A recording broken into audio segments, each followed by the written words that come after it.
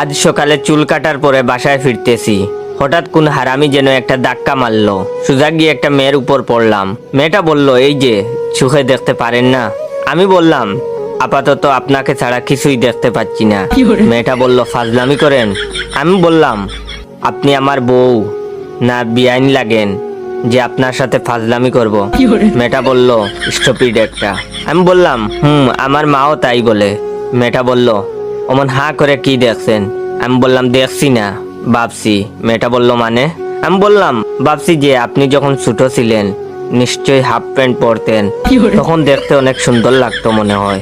মেয়েটা বলল, সি, অসভ্য কোথাকার। আমি বললাম, আমার বান্ধবীরাও তাই বলে। মেয়েটা বলল, উফ, বিরক্তিকর। আমি বললাম, আমার ছোট ভাইও তাই বলে। এবার মেয়েটা বলল, ইস, আপনি যে কি না। আমি বললাম, কি? মেয়েটা বলল, হারামি একটা। আমি বললাম, আমার বন্ধুরাও তাই বলে। মেয়েটা বলল, উফ, ইডিয়েট একটা। আমি বললাম, আমার স্কুলের ম্যাডামও তাই বলে। মেয়েটা বলল, ফালতু। আমি বললাম, জানি তো, অনেকেই বলে। মেয়েটা বলল, আপনাকে এসব কথা যে বলি আপনার গায়ে লাগে না? আমি বললাম, না, শুনতে শুনতে অভ্যাস হয়ে গেছে।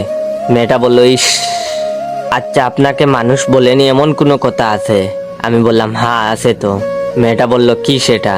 আমি বললাম, আমাকে আজ পর্যন্ত কেউ বলেনি যে তুমি খুব ভালো। এবার মেয়েটা বলল, ও আচ্ছা, তাহলে আমিই বলছি, ভাইয়া আপনি খুব ভালো।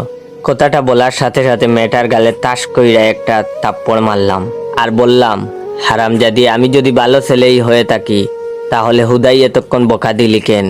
মেয়েটা আর কিছু বলল না, চুপচাপ বেক্কেলের মতো দাঁড়িয়ে বেহুশ হয়ে গেল। তখন আমি তার পার্সটা চেক করলাম। চেক করে দেখি অনেক টাকা। যেহেতু মেয়েটা আমাকে বাইয়া বলেছে, তাহলে ওর পার্সেও আমার হক আছে।